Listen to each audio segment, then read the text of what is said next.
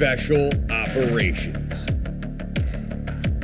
Covert Ops, Espionage, The Team House, with your hosts, Jack Murphy and David Park. Good evening, everyone. Welcome to episode 229 of The Team House. I'm Jack Murphy, here tonight with David Park. Our guest on tonight's show is Tommy Shook, who has the distinction of being both a retired sergeant major as well as a retired captain. He is an inductee into the Ranger Hall of Fame and spent many decades in the Airborne, Ranger, and Special Forces communities, from service in the Dominican Republic, Vietnam, all the way into Afghanistan and Iraq. So we're very excited to have Tommy on the show. Before we get started, I'll flip it to you, Dave.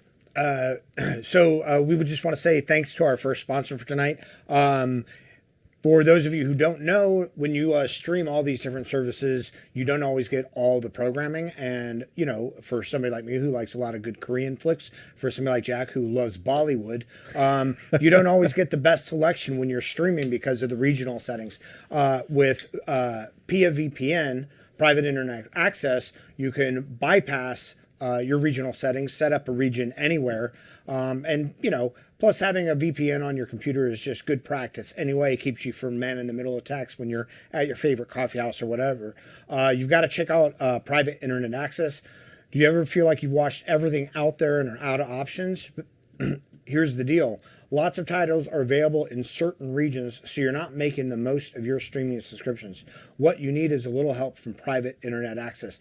And private internet access has apps on every, you know, on multiple different platforms, your phone, your laptops, even smart TVs.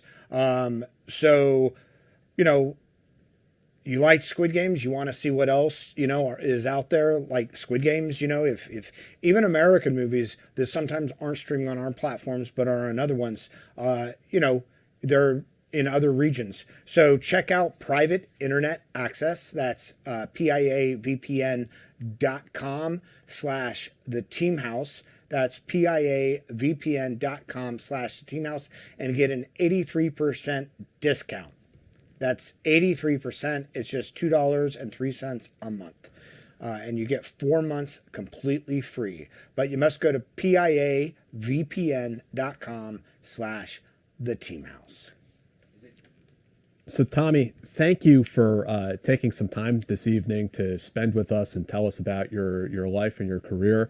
I'd like to kind of start off a little bit, if you could tell us about your upbringing and how you grew up in North Carolina on a farm. Okay, I grew up on a dairy farm. My parents were tenant farmers. I started working at the barn, working with cattle when I was 5 years old until I got old enough to go in the Army, and that was 18 years old. I went to a small school, very, very nice community, very good people, and all 12 grades were in the same school, and graduated from there in 1960. And joined the Army. You had mentioned to me that before the show that you found Army life kind of easy by comparison to farm life. Well, yeah, it was, you know, on the farm, back in those days, there were virtually no practices of safety. We did not know that kind of stuff then. So, yeah, climbing the outside of 40, we had 4 silos, 40-foot silos, 50-foot silos, no safety whatsoever. Tackle block tied around my waist with a long rope to pull the pipes up to the tops of the silo. So, and then working 7 days a week and cultivating corn behind the mule all day long. So when I got in the Army, it was more like a vacation, got to sleep a little later, and didn't have to walk far, and had the obstacle courses and ropes were maybe 20 feet high, 30 feet high, something like that. So nothing was really a challenge. It was just my rural life as a boy made the Army very easy for me. And what MOS did you join the Army as? 11 Bravo. Infantry. Yeah, infantry. And what was your first assignment, I believe, was the 82nd Airborne Division? 82nd Airborne Division. Yeah. And I loved the 82nd Airborne Division. I thought it was extremely efficient. Back in those days, there was no Delta Force, Rangers, SEALs. It was the 2 airborne divisions, 82nd and 101st. So whatever happened in the world, we got to play. And first thing was, of course, Cuban Missile situation, and that didn't materialize into anything. Then a couple of years later was the overthrow of the government in Dominican Republic, and 82nd was sent down there. And I was in the division reconnaissance unit, cavalry, and I was a platoon in the cavalry's has a scout section, and they have 1 infantry squad. I was in the infantry squad. I was a fire team leader. And shortly after we got down there to Dominican Republic, my squad leader got shot, was seriously wounded, and I was elevated to squad leader, which I remained for the rest of the time down there. But it was a really fast-paced job, exciting as all get out if you'd never gotten to do anything like me. And we had machine gun jeeps, and of course all the rest of the 82nd was jump boot mobile. They didn't have jeeps and stuff, so we were just raced here and there. Whatever was happening, we got sent there. So, and what impressed me a lot, it reminded me of World War II when just a few paratroopers would take a town. So it was nothing to be sent off by myself to take a water well on a hilltop and hold it, or to do a foot patrol and find the president's yacht, take it and hold it. 4 of us. The first aircraft I ever saw shot down in combat was a P-51 Mustang Dominican aircraft, and we were being fired on by a 50 caliber machine gun from across the river, and we jumped in a ditch on the riverbank, and just about the time we did, there's P-51s attacked. And as the first one climbed out, black smoke came out, and he turned to the right, go over the river. He bailed out right in front of us, and his plane crashed. And so it's just one thing after another. We get to we find the yacht, ship, whatever you want to call it, and they told us to stay there. So we stayed there a few days, 2 days or 3 days. I thought the president's bed was comfortable. And you one of the tasks you guys were given, didn't it have something to do with evacuating the president from the country? What? No, not the president. I captured the commanding general of all the armed forces because he was causing a lot of trouble, attacking towns with air and tanks. And there's a lot, we had many instances where we had to corner the tanks. We're in machine gun jeeps now, looking at tanks. And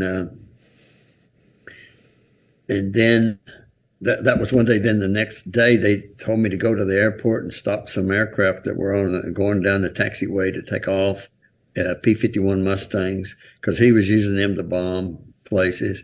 So we jumped in our jeeps, and two jeeps, my 2 jeeps, and went out there, and they're coming down the taxiway, and so we're going toward them, and I'm waving for them to stop, and they're waving at me to get out of the way, so I gave my other jeep, which was to my right, really excessive directions with my fingers, so with my hands, so that they would know what we were doing. So we got to within about 20 yards in front of him, and I knew he was foul because that's a wheel dragger, and his guns are pointed toward the air, and mine's pointed right up in the belly of his aircraft. So that's where we stopped, and they turned around and went back to the hangar after about 10 minutes. And then a few days later,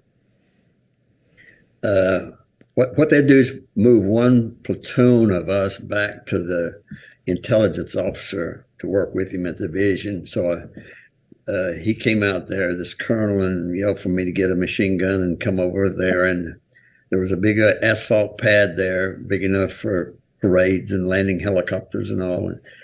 And he told me to put my machine gun down on that pad. And he said, "Go, here's the key for that gate back there. Go open it, and there'll be a white Mercedes come around through there in just a few minutes, and let it through. Don't let anything else through." So I took my fire team leader. We went down there, opened the gate, let the Mercedes through, and there were 3 trucks of soldiers behind them standing up, looked like 40 rifles sticking out of each truck. And so I told him, "Don't even look at him. Our job's to lock the gate." So then when we did that, the Mercedes started on up to where the colonel and our platoon leader was, and the colonel yelled, "Get up here." So we went right up there, and he jerked the door open and said, "Get his ass out of there." So I jumped in and grabbed him. He was a great big fat man. And my fire team leader in there with me, we jerked him out. About that time, a helicopter came up over those trees and slammed down, and the colonel was helping by that time. He said, "Throw him in that helicopter." We dragged him and threw him in the helicopter, and I think there's 2 special forces sergeants on the helicopter. They had a C-130 running over to the airfield. They ran over there, threw him on the C-130, and put him in exile in Florida. End of that story. It sounds like a wild adventure. I mean, how long were you in the Dominican Republic for this deployment? 7 months. Wow. 7 months, yeah. Tommy, you were facing down tanks and B-51 Mustangs in a gun jeep. Yeah, M60 machine gun. Are these like the old Willie Jeeps? Yeah. Well, no, they were the M15 ones. Okay. M15 ones. Yeah. We didn't have windshields on them. We didn't even have windshields on them when we went down there because we trained hard in the 82nd. They were pretty well beat up, but yeah, we stopped these tanks on this paved road. They were coming over a little hill. We had probably, I'll say 12 Jeeps and one 106 recoilless rifle. And these tanks had twin 50 calibers. Long story short, we stopped 26 armored vehicles with Jeeps. And we pulled our 106 up about 30 yards in front of the tank. So they're sitting there, and we sat there all day too. Finally, they got some more people out there to help us at about 5 o'clock in the evening. So after your tour to the Dominican Republic and you get back home, what's the next assignment for you? And when does the Vietnam conflict start to come on your radar as a young NCO? We came back from Dominican Republic at midnight on the 27th of November. And I'd been down in Dominican longer than any other sergeant in our troop, our B Troop, 17th Cavalry. And we were supposed to come back based on that, whoever had been down there the longest. Well, everybody started crying for this, that, and the other. And I ended up being on the last load coming back. And everybody that got back before midnight got sent straight to Vietnam. Everybody got back after midnight didn't. And they just had a yellow legal tablet out there taking names, and that's how they were sent to Vietnam. So then just a week or so later, they started a Halo test platoon, and I got chosen for that. And it's completely T-O-N-E by rank. Every job was T-O-N-E. Except for me.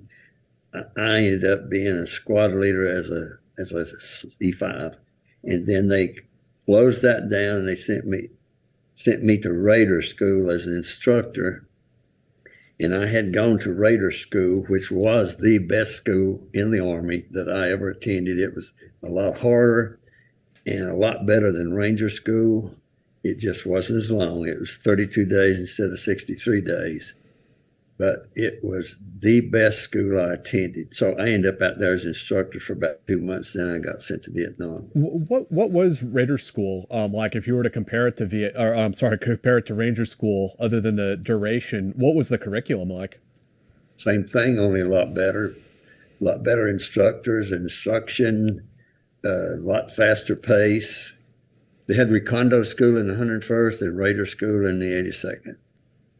Gotcha. So it's the same thing. It was a patrolling school, strictly patrolling. And then you got sent to Vietnam and landed with the Pathfinders. I was assigned to 173rd Airborne. We got to Oakland, California. They said all paratroopers fall out over here to the right in a formation. They told everybody else, we're going to dismiss you for the day. We got to get these paratroopers to Vietnam. They're running out of paratroopers over there. So the rest of you are dismissed. So they processed us real fast, loaded us on an aircraft. I was assigned to the 173rd Airborne Brigade and civilian aircraft, and they flew us to Vietnam. And the same thing happened there. Basically, when they got us in formation, they said, we won't care where you're assigned, 173rd, 101st, what, you're all going to the Airborne Brigade of the 1st Cav. Most people didn't know the 1st Cav had an Airborne Brigade. The 1st Brigade was airborne for the first year plus. And so they loaded us on aircraft and sent us to Ankei, and they were under heavy fire artillery when we got there. So we didn't have weapons or anything. So there were sergeants running out there grabbing us and rushing us to bunkers. And so that night we slept up on the side of a hill. And the next day they had us in formation. And they said, be back at 10 o'clock and we'll tell you where you're assigned. And the first name call was my name. So you're assigned to the 11th Pathfinder Company. And I as a staff sergeant in charge, I was still an E5. I raised my hand. I said, not me. He said, what do you mean? I said, I'm an airborne infantryman. I came over here to fight a war. I'm not going to rear echelon stuff. And he said, these are Pathfinders. Of course, I knew what Pathfinders were. I was in the 82nd Airborne Division. They were in my platoon, but I didn't think there was an organization of Pathfinders. Mm-hmm. Finally, he said, well, you see those two men down there with those black baseball caps on? Go talk to them. If you don't want it, let me know, and I'll put you in the infantry. So I went down there and talked to them. I asked them about 5 or 6 times, are you really Pathfinders? Because I wasn't Pathfinder qualified. So, yep, we are. So they took me and this other man over there to the Pathfinder Company, and that's how we got in there. And can you tell us a little bit about both what Pathfinders did at the 82nd and then also what they were doing, what their mission was as an element in Vietnam? Well, the Pathfinders in the 82nd were individuals. They'd go to Pathfinder school and come back and just be back in the squad or whatever they were in. There was no organization of Pathfinders. In Dominican Republic, we made some air assaults, and they were run by Pathfinders. But as a raider, I was put with them also down there. But in Vietnam, the Pathfinders, we were a 15-man team, 15-man detachment, 2 officers, 13 enlisted. And we tried to always have 2 Pathfinders together. We went in ahead of on every assault. We went in first, which was many days, 3 times in one day. Assault in with A company, jump off, get on. We always jump off, running and shooting and talking to the pilots, and then run and get on the last chopper, go pick up another company, get off, run, get on the first chopper, get in a new magazine of ammo, assault in again, do that 3 times in the morning. We did several parachute jumps, 3 men up to 6 men. The worst thing was 2 of us being put in somewhere like at midnight to light a landing zone at just before daylight for the infantry. That was long nights. That's just the unknowing, just 2 of you, And yeah. They're hunting for you because they'd fly us in at midnight on a Huey with all the lights off and we'd jump off and run and hide and try to crawl around and figure out where to put the lights for the next day. So that was challenging. And then when we got on the ground, we became infantry. We walked with the infantry. We helped them out with map reading. We did anything that there was to do. We took care of all the aircraft, medevac, directing airstrikes. That's what we did. So we might be walking with your company and get an order to the aircraft en route to get us, pick us up, and take us, put us with another battalion. Say 25th Infantry Division got in bad trouble out here. We need to go get them out. So we jump on choppers and go do that. 101st got Bill Carpenter called napalm in on his own unit. So we got to go help them. So we were with the 327th fighting in Tuiwa. So we flew that 150 miles to Dak To and assaulted in there and got Carpenter's people out, the 502nd, and then attached to Special Forces. We got run off of a mountaintop there. That I was by myself then. I was the only Pathfinder there, and then went into Laos to blow up a helicopter and get a couple of people out of it. Just nonstop like that all the time. Never went in the rear. I was inside a building one time and took a shower in Special Forces camp at Pontoon, where CCC was, and that's the way we lived, just like a cow laying down on the ground and getting. We didn't get to sleep. We got naps. That was all. Could you tell us month after month? Could you tell us a little bit more about the operation in Dak To when you guys got ambushed? Oh, that was in the Ia Drang Valley. Oh, okay. That was, if you saw the movie We Were Soldiers, it was one of those. It was the A Company of the 1st of the 7th Cavalry. And that fight was right on the edge of LC X-ray. Some of the people that air landed come in to help us said they landed on X-ray, so I guess they did. And at that time, we were attached to the 1st of the 7th Cavalry, two of us, and we had taken that mountain. And if you saw the movie, so that mountain in that movie is. The name of it is Chupong Mountain. We took that mountain about 3 days, I think, before this other fight.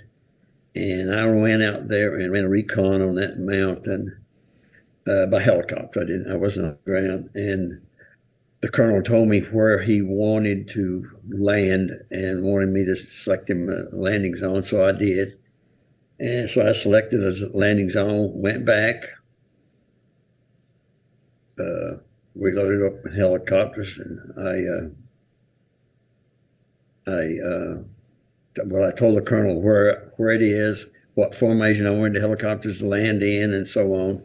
And we assaulted in there and on top of that mountain. And it took us about 2 days to sweep down and clear that mountain. And then we got to the bottom of that about 2 or 3 o'clock in the afternoon, and they picked us up, and we flew across this bunch of rice fields and assaulted the top of another mountain and repeated that same process. So then we went back to where the battalion headquarters was located I don't remember the name of the LZ right now. And then we walked out of that LZ with Company A, 7th Cavalry, and for about 3 days we were getting in a fight about 4 or 5 times a day with about 6 people. And what they actually were doing was suckering us into a horseshoe ambush.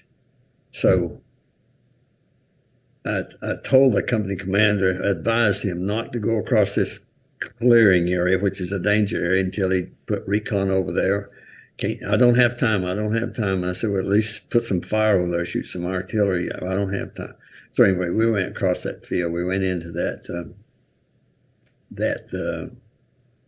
down into the woods, across that field, and we were got caught in a horseshoe ambush by a reinforced battalion with 50 caliber machine guns and light machine guns, of course, and 500 AKs. When I heard the 50 calibers fire, I heard 3. Some people said there were more, but I heard 3. And the sergeant major whom I was walking with got hit right there on his right eyebrow, right with a 50 caliber round. Took his head. And when you're on the ground crawling, 50 caliber rounds coming at you, and everybody knows there's a tracer every 5th round. It looks just like a beer can, the bottom of a beer can coming at you, and it looks like it's going to hit you right in the face. And just as it gets to you, it looks like goes like that over your head. So we got knocked down by, I guess, a mortar round, but there was an anthill, and I got around behind that anthill, and that's what saved us. Everybody else that dived in around that anthill, probably a dozen people during that 3-hour fight, were all killed or wounded. And then finally, we had constant A1Es firing at us, firing for us, F4, and a whole sky full of 1st Cavalry helicopter gunships and whatever. But the fire never let up until the infantry came in. They flew the infantry right over from where I was. They went right over to our front and down really low. And when that happened, contact was broken and everything went silent, and the North Vietnamese were gone. Back then, we didn't call them North Vietnamese; they called PAVN, People Army Vietnam. And so I yelled at the company commander that came in there to bring the wounded in a certain direction. I'll go get set up an LZ. So we went about 100 yards, maybe more than that, just the 2 Pathfinders, and we were still shooting people that were around, North Vietnamese that were around us. We didn't have any other security with us, and set up a landing zone and started getting people out. And there were 26 bodies that were killed. There were more than that killed, but that was their official count. But and they lay in a pile there for 2 days because we couldn't get them out due to rain and other things. And I'm pretty sure there were 87 wounded, and there were 27 that were not wounded out of that 160 or so. Wow. 160 people, because it's a rifle company, almost full strength, plus attachments like mortar and artillery, forward observers, 2 Pathfinders, sergeant major, might been a couple others, but anyway, I was putting them out on 1 chopper at a time. It was the only thing I could get in there is 1 chopper at a time. And I had that place was so small, I had to put my hands on the front of the chopper to try to keep them back off of a stump and get their tail down between stumps. And so I was able to count. So I know there was 27 that got out that were not killed or wounded. You said, you had mentioned when we were talking before the show that they went through like 1,100 or 1,200 120 rounds and another, 400, 600, 155? Okay, they fired 1,406 rounds. I mean, this is in a book that a gentleman called me about, and he was the artillery officer, so he knew he had in his logs how many rounds he fired. So he wrote this book called XO Into the Ia Drang. And that the Ia Drang Valley is where we were soldiers. That fight was too. So anyway, he fired 1,406 rounds of 105 and approximately 800 rounds of 155. Wow. And of course, the noise with hundreds of weapons firing machine guns, hand grenades, mortars, artillery, unbelievable. And everywhere you looked, at all times, 100% of the time, you could just see the tree limbs falling, so that when that fight was over, for about 50 yards to my front, it looked like you'd gone over it with a bush hog about set too high, and everything was cut off. And our basic load, it was 30 magazines, 20 round magazines. I don't know how many magazines we took off of the people laying around us dead, touching us. We fired up all of our ammunition, their ammunition. I imagine there, between the two Pathfinders, there were 80 to 100 empty magazines thrown up on that anthill behind us, and they were shot full of holes. How we didn't get hit, I don't know. It's unreal. It's just like surreal. Unbelievable. Yeah. Yeah. Everybody that would try to in around that anthill, they would come flying over a dive on that anthill, they'd get killed. And somebody grab both feet, drag them out, dive in there, they get killed. And we did. Tommy, I'm gonna do a couple ads here. I'm sorry to interrupt, and we'll jump right back into it. I want to tell our listeners about Rocket Money. Rocket Money is a personal finance app that finds and cancels your unwanted subscriptions, monitors your spending, and helps you lower your bills all in one place. Most people think they're spending $80 on their subscriptions, when in reality the number is closer to $200. When you're signed up for so many things like streaming services you use to watch one show or free trials you don't use, it's easy to lose track of what you're paying for. With Rocket Money, you can easily cancel the ones you don't want with just the press of a button. No more long hold times or annoying emails with customer service. Rocket Money does it all the work for you. Rocket Money can even negotiate to lower your bills for you by up to 20%. All you have to do is take a picture of your bill, and Rocket Money takes care of the rest. Rocket Money also lets you monitor your expenses in one place, recommends custom budgets based on your past spending, and they'll even send you notifications when you've reached your spending limits. With over 3 million users and counting, Rocket Money customers have saved an average of $720 a year. So, stop wasting money on things you don't use, cancel your unwanted subscriptions, manage your money the easy way by going to rocketmoney.com/teamhouse. That's rocketmoney.com/teamhouse. One more time, rocketmoney.com/teamhouse. And from our third sponsor of the evening, here's a chilling story that could happen to anyone, and kind of unchilling, if you'll forgive the pun. Imagine you're at home this summer when suddenly the power goes out. Your fridge and freezer shut down, putting your expensive medicines, frozen foods, and more at risk. You start to panic, wondering how long the outage will last and how long you've got till everything in your fridge and freezer is spoiled. But what if there was a solution that could keep your essentials safe and cool, even during a blackout? Introducing the 4 Patriots Solar Go Fridge, a revolutionary solar-powered fridge on wheels that can protect your food, drinks, and medicine during power outage. This is not an ordinary cooler. The Solar Go Fridge is a refrigerator, freezer, and deep freezer all in one.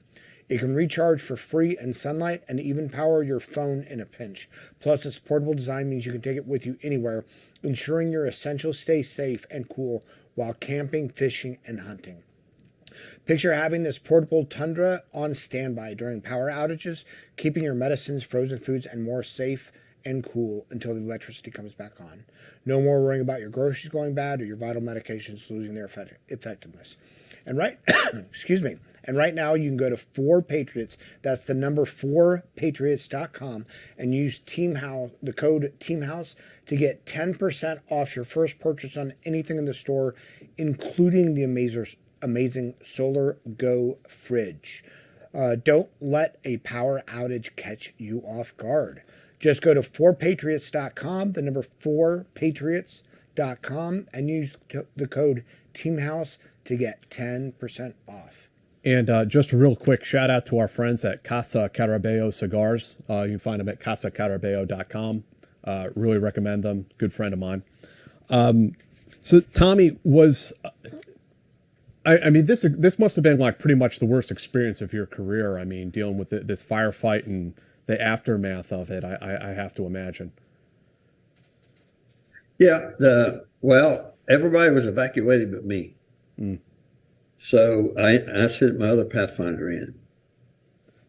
He was a little bit shook up. Not bad, but I mean, he was just, you could tell he's Understandably. not looking right. So, yeah. Then the generals and the photographers got out there the next day to look over things. And I think I stayed there one more day, maybe 2 more days. And then I was told to catch a ride in. I went in. That's the one time I spent the night, slept on a cot actually, instead of on the ground. And they sent us, I got my Pathfinder partner, and we were sent farther down south to a task force, 2nd Battalion, 7th Cavalry. And we made 3 parachute jumps down there, and we did, well, I have the after-action report from the aviation unit supporting us, and they made 40 combat assaults in 7 days. So we were making 2 and 3 combat assaults a day, and I didn't have enough there were only 4 of us Pathfinders down there, so it got down to just 1 Pathfinder instead of 2 like we wanted to have. We got another presidential unit citation out of that. I think I got 3 presidential unit citations. So it was a cat and mouse game. We knew we were outgunned and outnumbered down there, and so we had to keep moving fast and not get cornered. And so I got promoted to staff sergeant, E6 down there, and then I got wounded and sent back to the Walter Reed.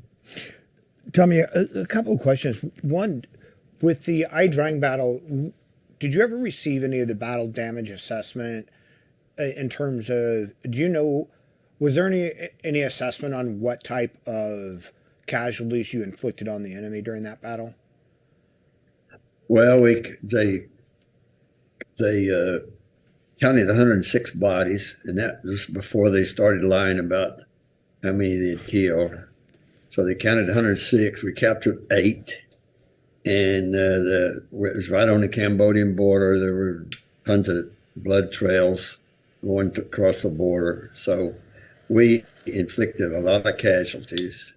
That was the day I realized if you're going to attack an American rifle company, you might ought to bring your lunch and a lantern, because it's not going to be easily done. Because they had us, and they could have killed should have killed every one of us. Uh-huh. We're surrounded. There's about 160 or 70 of us, and over 500 of them, and all the guns and stuff they had going.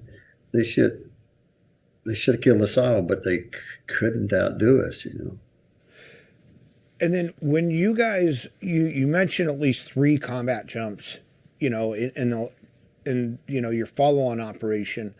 When you guys were doing these parachute operations in Vietnam, were you going in with the main body, or were you going in to do a survey prior to the main body coming in via air assault or whatever? We weren't going in with the main body. We were going in just 2 or 3 of us. In fact, 2 times that I jumped there were 3 of us. One time there was 6 of us. And the company claims 13 combat jumps. I didn't keep any records. I thought it was just another day at the dang office, They told me, they brought parachutes out and told me what they wanted to do. We didn't have any jump masters, so I appointed myself as a jump master, and we went and jumped in, did what they told us to do. And we did not make any contact on any of them, actually. And but I did, and like I say, I just thought it was another day at the office. I didn't write anything down or do anything. Now, the people that did keep records, and they know who did what and how many people, the names of the people that jumped with them and so on. They count those, the 13, and they put up a monument for us last year or this year. I guess it was last year at the Fort Benning at the Infantry Museum. They put up a really nice monument for the 11th Pathfinder Company, because we're the only Pathfinder company ever existed in combat in U.S. forces. And before you got injured, you also had this experience where you got attached to a special forces unit. That was up at Dock Toe. Yeah, Dock Toe. Well, it's just me with the other Pathfinders were busy doing other things, so I ended up. Well, let me back up a little. Anybody, Koreans, Montagnards, it didn't matter who, that were using 1st Cavalry helicopters, they had 1st Cavalry Pathfinders on the ground. So in this particular case, it was about, well, there were 3 Special Forces sergeants and about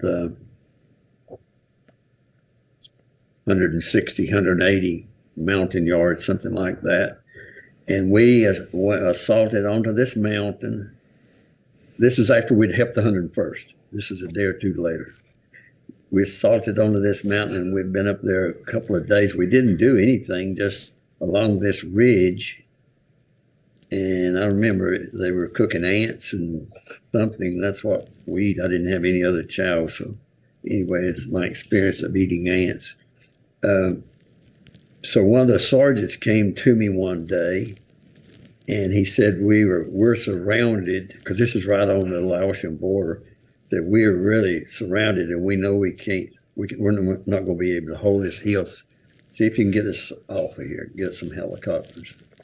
So I did, and I got 3 Chinooks, and we were up above the clouds, and they were below the clouds. So, but I had looked at the approach going in at the mountain, and I knew it was pretty steep, straight off mountain, and basically no ridges on it. So anyway, I told the pilot, I said, I can talk you up through the clouds if you want to risk it. And they'd always come back and say, am I talking to a black hat? Because we didn't wear helmets. We wore black baseball caps, so the pilots could identify us on the ground from all the people with helmets on. So they call us black hats.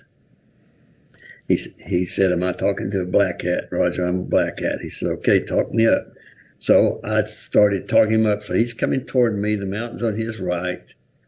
And I'm listening, and I would periodically, I'd tell him, steer 2 degrees to your left and keep climbing. So in a little bit, here came those big rotor blades through the clouds, which was a relief. Yeah. And the other 2 behind him, there was not room for them to land. I had them landing on just a very top, hilltop ridge line. The other 2, I had them hover back there. And so the Special Forces men had their little mountain yards lined up in 10-man lines. So they sent 40. And the pilot lifted the first aircraft off the ground. He's about a foot, and he said, send me 10 more. So I said, 10 more, send me 10 more.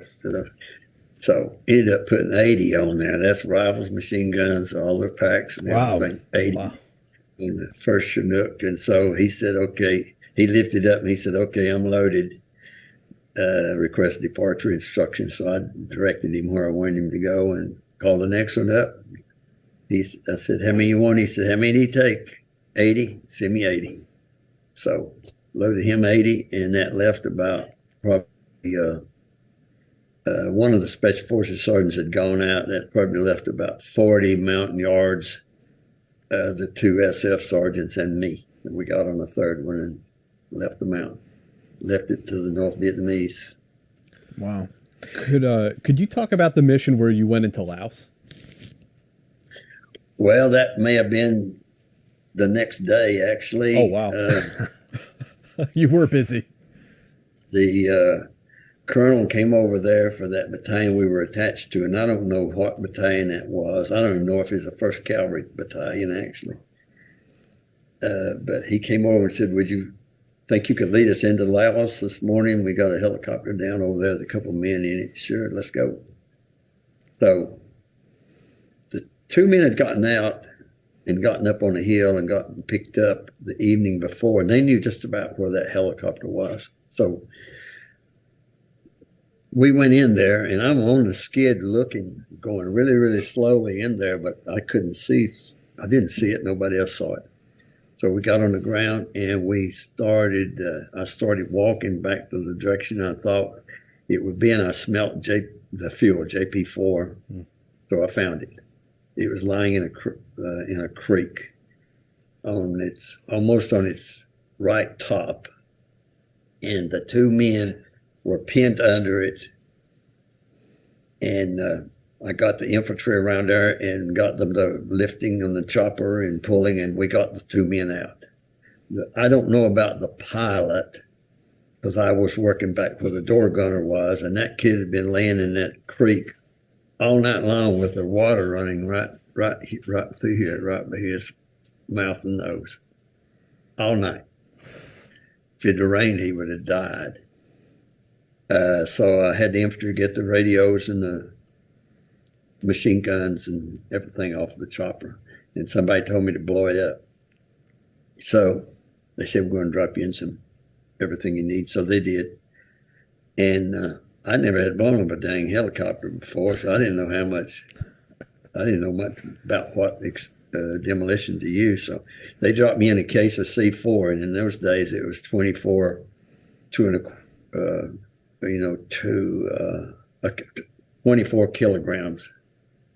in a package. Looked sort of like a package of saltine crackers. Mm-hmm. So I didn't know how much to use, so I told Callum, I said, hell, just you start packing it around the front and tying it together with deck cord. I'll start in the back. So we put that up. We put that up case of C4 on that thing, and I was burning time fuse, testing the time and different things, and got it ready, and we got it charged. Everybody else is gone. We go to the top of the mountain. Everybody's gone. We're the only two there, but they had 6 gunships around us working because the NVA were right on us at that time. So the gunships were keeping them beat down.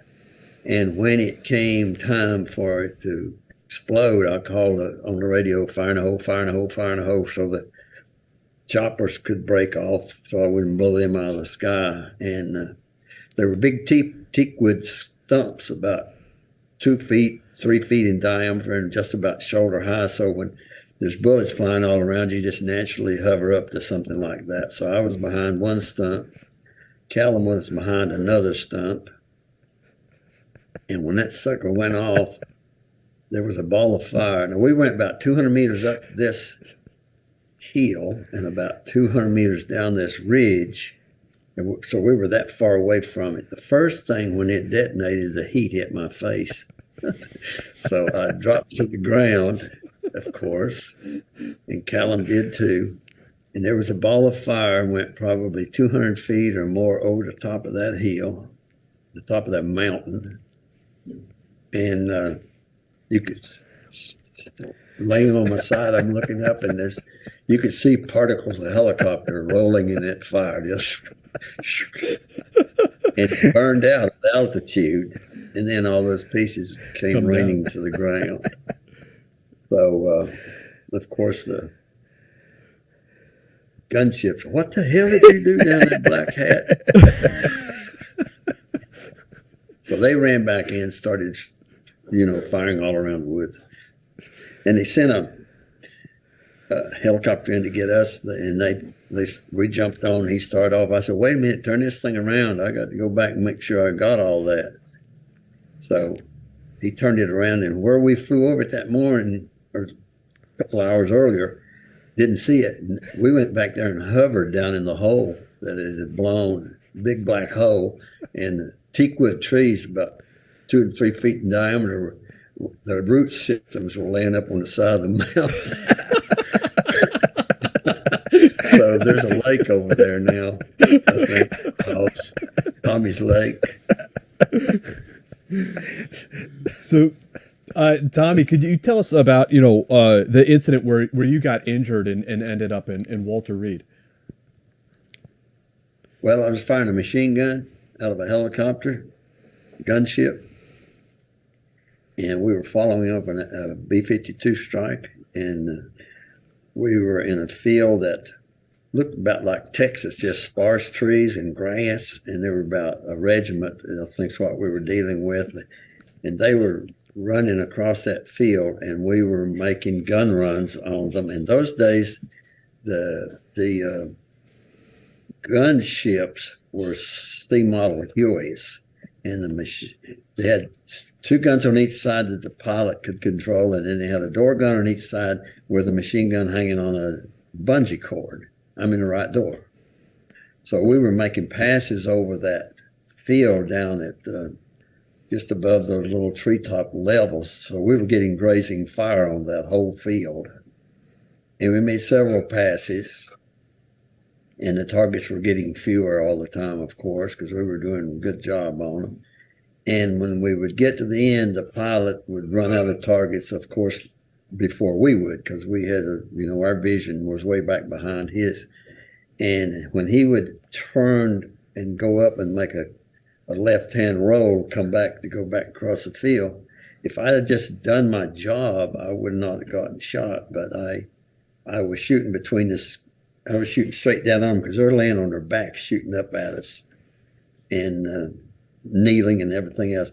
So I'm shooting between the skid and the aircraft, and I got hit, and it knocked me up against the top of the aircraft and turned me around, land on my belly in the floor while everybody else was shooting their guns. And I sat up and couldn't see out of my eye, but my machine gun was flopping around in that bungee cord. I got back up, got my machine gun, and started firing, but then I couldn't see for blood and tears. So I sat down and picked up a piece of brass, threw it across and hit the other man and pointed at my eye, and they took me in, and that started me to Walter Reed. And I was in Walter Reed 5 months. Recovering. And I've been in the hospital in 8 different countries plus the United States. And how extensive were your injuries that you were there for 5 months? I lost my total vision in my left eye, and spent several surgeries. I don't know how many in the Philippines, and then in Walter Reed, and that's it. I'm totally blind in my left eye.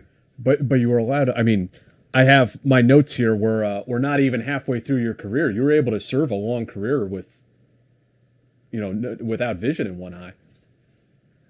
And nobody knew it. So what you're telling us is that you're right eye dominant when it comes to shooting? And I made honor graduate of every school that was in the system. Blind. Jump master, Halo jump master, that's German unreal. Jump master. And nobody on my team ever knew. It's more obvious now. Back then it wasn't, but now it's changing colors. You can see that it's not right. Yeah. When I came back from 509th Airborne, they recommended me for a direct commission, and I'd gotten promoted to E7 again, and I was assigned to Post Headquarters Operations, Fort Devens, Massachusetts.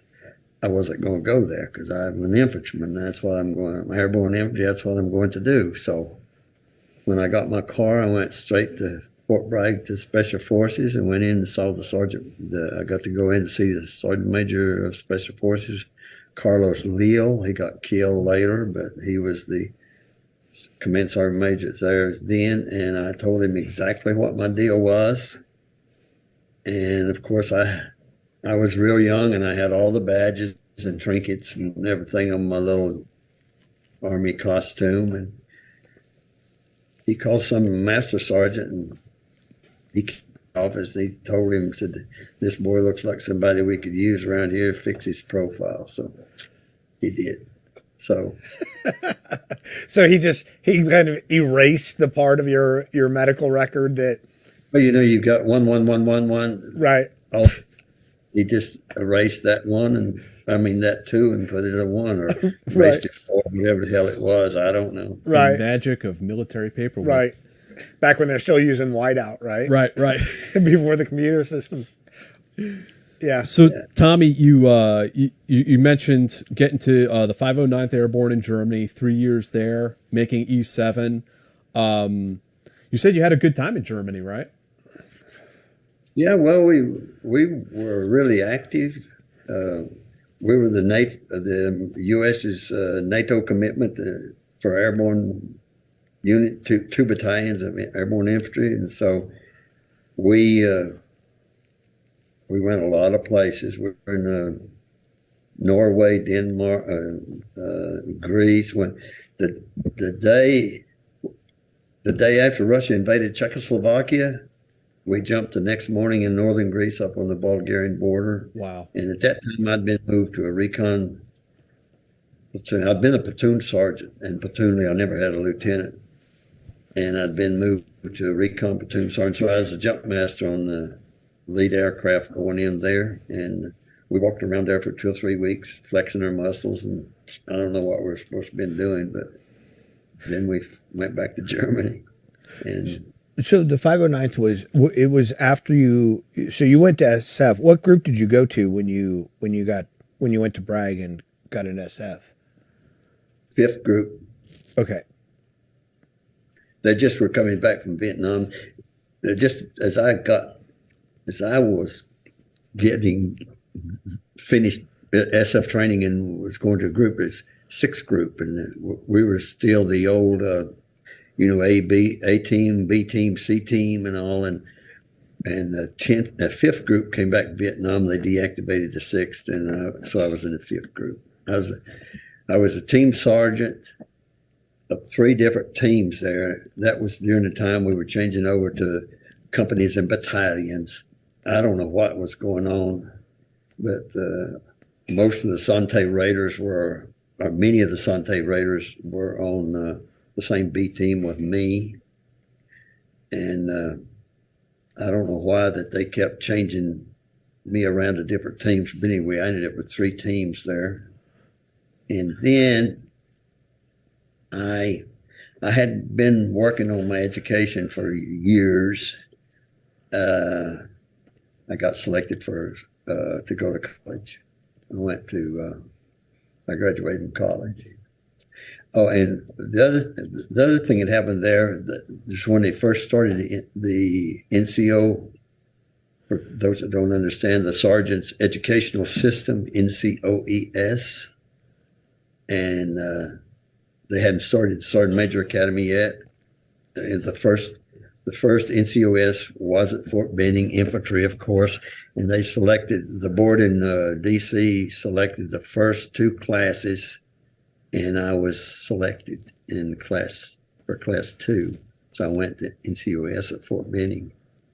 And then I wasn't back but 3 or 4 months. And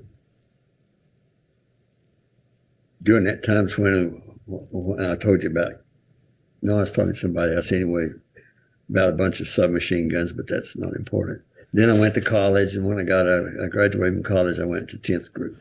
Well, you can tell us about the submachine guns. We'd love to hear them. Hear about it. We have time? Yeah. Yes, sir. I can't remember all the things that happened, and I don't know why things happen. And a lot of times, you know how it is in special forces.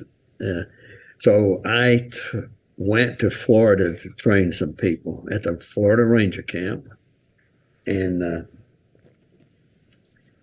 when we finished that training, they sent the C-47 aircraft from Special Forces Center to pick us up, and the fuel truck ran into it somewhere along the way. So I was able to get our 2 officers, 2 Indonesian officers, and 2 of our enlisted men out on an aircraft. And we'd been in fire, and we had beers, and we were dirty, and we hadn't had showers. And finally, the 5th group told me, said, just get a ride some way and get your boys home. You've been gone too long. You've been gone over Thanksgiving holidays and all this stuff. Just any way you can get out of there. I said, you understand that we have a bunch of machine guns and submachine guns with us. And they said, well, take care of it. Just get home. So we get on an aircraft, and I don't remember where we were, actually, somewhere in southern Florida. And we were going to Atlanta, and the pilot had me put the We had 12 foreign submachine machine guns, Uzis, Stens, Swedish K's, Danish Matson, and 3 M60 machine guns, left with the 6 of us. And so he had set up in first class. So I went in the cockpit and said, when we get to Atlanta, what can I do? He said, well, while you boys are getting your guns out, because they put them in the hold in the bottom. So while they're getting the guns out, go inside. There's a white phone in there. Pick it up, and somebody will answer and tell you what to do. So when we landed, he asked everybody if it'd be seated until the Green Berets got off and got their guns. And we looked like hoodlums. We were so dirty.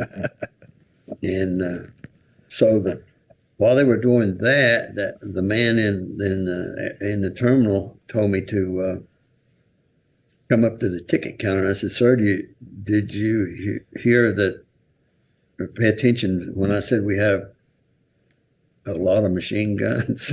He said, yeah, I understand. Just come up to the ticket counter. And I said, so we tied 2 submachine guns on the back of each one of our rucksacks, 6 of us.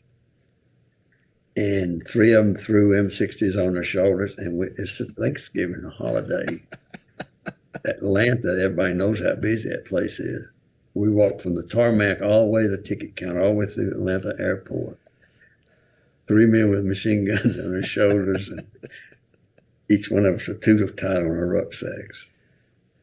And so we get up the ticket counter, and he said he wanted us to take them up, disassemble them, and put them in boxes. I said, okay. Well, there got to be so many people around us that they had to get some policemen in there to keep the crowd back. So we put them in boxes. And then we get a flight to Fayetteville. And the pilot there basically told them the same thing, because I talked to him. He said, ask the people, when you go into the carousel, please stand back to these Green Berets. They got some weapons they got to put together. So we're in there, all of us down on our knees, slamming all these machine guns together. And everybody just standing back like quiet as they can be, waiting. Very nice. Took us maybe 2 or 3 minutes to put all of them back together. That's so wild. Tommy, if you tell us a little bit more about your 10 years in 5th and 10th group, like you had some interesting experiences on a free fall team and then going on to a SATM team. Yeah, I was in 10th group. I was on the Halo team. And of course, being Halo, we were assigned the atomic weapons team, SATM, where we parachuted atomic bombs for hand placement. Of course, none were ever used, so don't everybody thinks you had atomic bombs. Yeah, we had them, we just never used them. And so we, of course, Halo team is a free fall team. So we jumped from high altitudes, 25,000 feet up to 35,000 feet. And we had to jump the bomb. We went through the training every quarter. We operated in 4-man teams, so the A team could carry in 3 bombs. And so we went through the training and jumped in every quarter and set them up where they were supposed to be, set the timers and so on.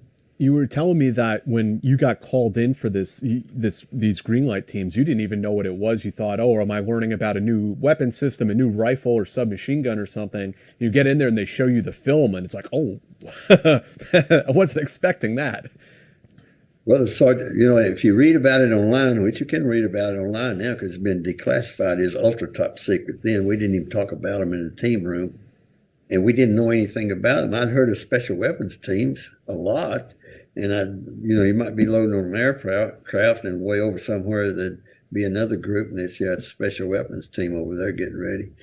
Well, I didn't. I was something like submachine guns or something. I had no idea, and they would tell you. If you read online there, they would tell you everybody's specially selected, volunteer and all that. I didn't volunteer. I was voluntold. The sergeant major told me to have my team down for special weapons training on Monday morning. So we went down there. There's a little concrete building out sitting well by itself, and they had master sergeants out there with M16s off the corners of the building guarding it.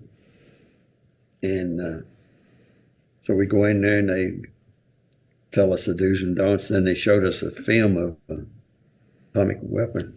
And that's first we realized we were not going to be shooting submachine guns as we thought we were going to be doing. So that's what we did for years. And it was declassified, I think, in about 1989, something like that. But it was done for about 30 years. Could you tell us a little bit about like what that mission was? Because I think when people hear this, it's almost like stunned disbelief. But I mean, there was a method to the madness. Thankfully, it never had to be executed. But can you tell us a little bit about like what the mission was? Well, I think that some of my targets were big water dams in Fulda Gap in Germany to flood those big wheat fields, because we knew that Russians would get to the English Channel in 6 days. We knew we couldn't stop them. So our job was to parachute in behind their front lines, and somehow 4 of us going to attack a target that's really, really important. So one would think it was guarded pretty heavily. So 4 of us somehow was supposed to fight our way to the target, set the bomb, fight our way away from the target, get away from there. And they told us if we could get 11 meters upwind and in a ditch, we could survive it. And if we got all that done, then we were supposed to start. We knew there'd be hundreds of overrun soldiers from different countries, that we would start collecting those soldiers and build an army out of them and start fighting.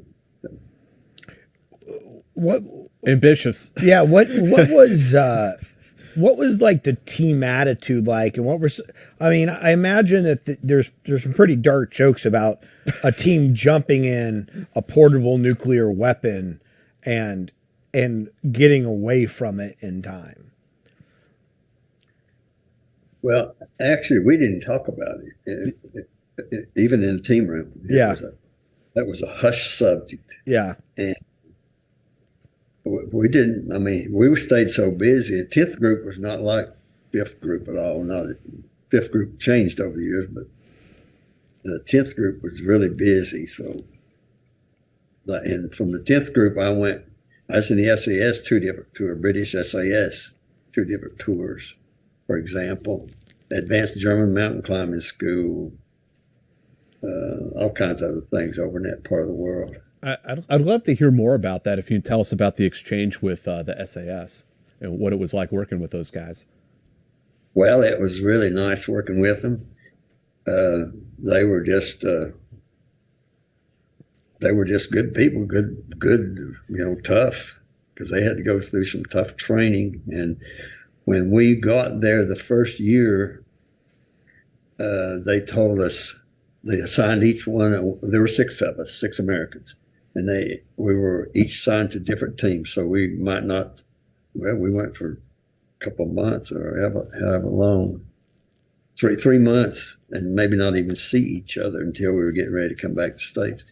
But like first day, they said, okay, draw your kit and so on, and be here at 7 o'clock on Wednesday morning for exercise hard tab. Well, I didn't know what tab meant. Tab means walk like hell is what it means. And they gave us 6 single space type pages of English, teaching us how to speak English, because we don't use the same words that they do. And so they loaded us on buses and took us to Wales, gave us a map and said, you're here, you're going here. Well, it's 83 miles. 83 miles. So it was several map sheets. And 4-man teams. So we walked 83 miles. And it took us 42 hours.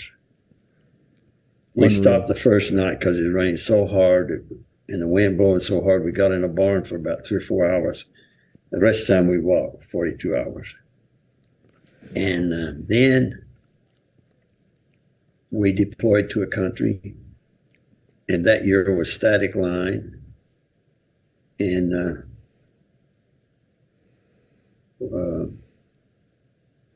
we had, I don't remember, I can't remember much about what we did then. I can remember we didn't have anything to eat. We were walking through cornfields, eating raw corn at night. And then the next year, they asked for me back by name, and so I went back for a Halo mission. And one of the really interesting things about that was the air mission, and you each were in a Ranger battalion, so you know what the preparing to make a parachute jump was like. Well, in the SAS, we saw nobody all the couple of weeks or 3 weeks we were in isolation doing our thing. Nobody checked on us, just there were 7 of us. And so it came the night before we were going, the 3-stripe sergeant in charge gave us our air briefing, and he said, "Okay, mates, we'll be flying north to south, 0 to 100 hours, 25,000 feet. When you get out of the aircraft, there'll be a big city to your east. There'll be a road running laterally from that city going to the west. There'll be traffic on it at night. You'll be able to pick it up very easily. Look straight below you, and you'll see 3 villages. The first 2 are about as wide as they are long. The third one's long and narrow. Our DZ is 5 kilometers east of the long, narrow village. Questions?" That was the air briefing. And we jumped with we had the Danish Mats and Ingram submachine guns. I just shiver when I think about this now. We just stuck them behind the reserves and tied parachute cord to them and put them around their neck. Real intelligent move. And it was, of course, cold, 40, 50 below zero up there, and I jumped in jungle fatigues. And I didn't think about my collars. I thought there were going to be holes in my throat before I got down. So I brought my hands in like this, holding my collars and flying with my elbows. And in that deal we were on the ground there for 7 weeks. We had two meals. We had the choice of mutton or beef curry for 7 weeks. Was this it was a reconnaissance training mission, I take it? I don't know for sure what they were doing. They had caches in that country. I think they were servicing them. We had several targets to hit, do different things too. But I got left behind on some things. They didn't let me go with them, so I don't know what they were doing. Oh, interesting. So they were probably going in for like tea and biscuits someplace. Yeah, leaving you out there hanging. No, I'm just kidding. They probably were. Yeah. They're like, he thinks all we have is mutton and curry. Yeah. So. Had you pissed anybody off the year prior, so that they set this entire operation up for you a year later? No, they wrote a letter and asked for me to come back. I come back the second year. Yeah. And it's kind of funny that the boy picked me up, and they walk so fast you think they're playing with you. So you walk 2 steps and you run 3 and you walk 2 just to keep up with them. That's just the way all of them walk the same way. So he's taking me to the parachute place to get my oxygen masks and goggles and all that kind of stuff. Of course, we made some jumps before we went in too. Yeah. Some training jumps. And he said, "We've been experimenting with bicycles this year." And I said, "Oh, good." I thought nothing about it. So we're going to rigger shed and turn to the right, and up on the wall is a great big picture about 3 or 4 feet wide. some joker riding a bike with oxygen mask and all on, riding a bicycle off the tailgate of a C-130. In the next picture, he's upside down on that bicycle in free fall. Then I started thinking, riding bicycles. Tommy, about what year was this? That year was 75. I was there in 74 and 75. If I were to speculate, it sounds an awful lot like maybe they were validating stay behind networks somewhere in Europe. Well, those were, that was going on in a lot of places. Yeah. Servicing the caches, and maybe it sounds like maybe when they left you behind, they were meeting with people. Yeah, maybe. That's interesting. Of course, I ran several, with our A-team, I ran several missions in Europe too. And there were several things going on over there at that time. Yeah. Some very interesting stuff, very interesting period of history. And so after your second exchange with the SAS, you come back to the United States and you started the Sergeant Major Academy? Let's see. Or am I jumping ahead? Well, let's see. I think one of the next big things that we did, we had beacons to control like F-111 bombers. Beacon bombing. The beacon bombing. Beacons. Yeah, we had beacons. And I was the guru on training on those. And I read in a magazine about the red flag exercise out in Nellis Air Force Base, Nevada. And that's where the Air Force, Navy, and Marines, they have a real war. They got Russian jets and all kinds of stuff out there. So I read about that, and we had started this beacon program. We had two beacons, one for the F-111s and Navy A-6s, and one for the C-130. You know, we had black C-130s, right? That nobody saw except us, basically. Did you ever see black C-130s? I don't think so. No, can you tell us about it? Well, they were a highly electronic aircraft. They were called they were combat Talons, is what they were called. Right. They were Yeah. Mm-hmm. A little bit of green in them, and they would fly hands off back in the 70s because we went into a place there were two teams, two 4-man teams on, and the other team got out of the aircraft about an hour or two before we were getting out. So I'm up in the cockpit, and that thing would fly around radio towers at night. Wow. Hands off. And then I went back and rigged up and jumped where we were supposed to go. But very impressive. But we went. So I read about this red flag thing, and so I caught me in the aircraft and went to Vegas and started coordinating. And I actually went out there 3 times, and it was my idea to get the Army involved with these beacons, and I got it done. So we left Fort Devens one morning on 141 about 1 o'clock, went to Fort Bragg, picked up 2 teams, because when I got myself involved in this red flag thing with our beacons, I got all of Special Forces involved. So we went to Bragg and picked up 2 teams. We parachuted into the desert out there, and then each team went to their mountain. And long story short, the accuracy of that thing was unbelievable. We had to provide very little information. Where your location, target location, direction, and if you were up on a tower or had the device elevated, you need to give them that height. First target we hit was 32 kilometers away across a mountain, and we had 9 aircraft. We had 8 direct hits on the first pass. Wow. That's fascinating, Tommy. I didn't know that about you, because the beacon bombing mission became like a big thing for Special Forces in subsequent years. It was a good deal.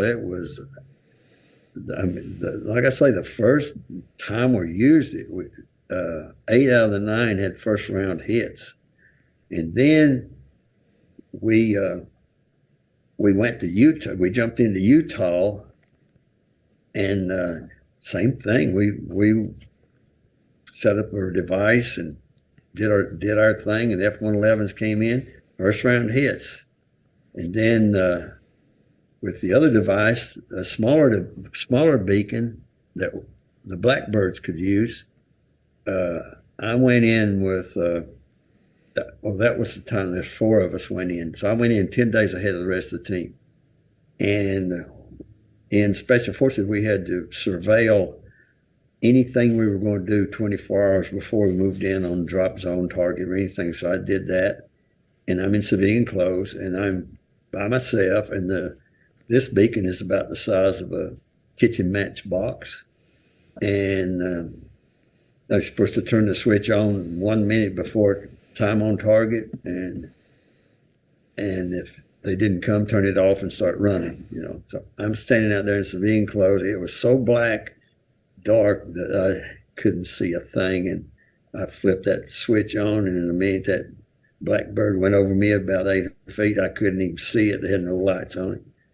And if I would have done it again, I'd have been running when that happened, because now all my jumpers are landing all around me.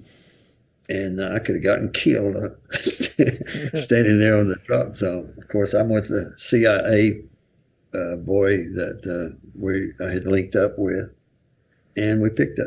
He got a little old bus. We picked up the team and went to a safe house and started our thing.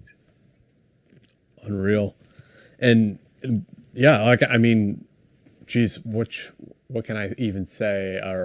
I frankly don't know about, but burying those beacons in certain places around the world became a big deal.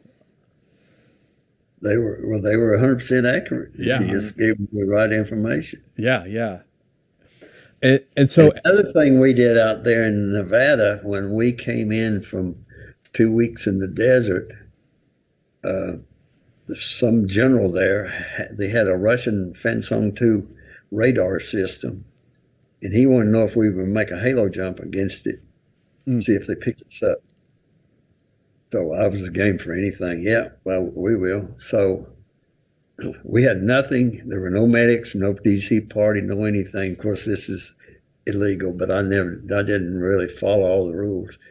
But we flew strictly time and distance, 25,000 feet, 2 o'clock in the morning, and we bailed out of it. Of course, we had our rucksacks and rifles, all that. We bailed out of that C-130, and the next day they took us in to see the video. They picked us up and sent a helicopter, I think, out there and got us. And we took us to see the video audio of that radar system operators, and they picked us up as we came out of the back of the aircraft. Wow. It picked us up as we came out. The radar system did. Yep. Wow. It looked like a little ball of jelly about the size of your thumb, a little green ball, just like it was working. I don't know where this camera is, but just like it was Jello working is what we looked like in free fall. And and nobody knew anything about what was happening except us, that general, and the air crew. And that one of those radar operators said, "What the hell just came out of the back of that 130?" He said, "I've never seen anything like that." And the other one said, "It looked like it defecated to me." And the other one said, "Well, I'm taking it under fire. I don't know what it is." So they picked us up. That's a little unnerving, yeah. And about this time frame, this is when you started having sort of a back and forth about with Charlie Beckwith about maybe going to Delta, right?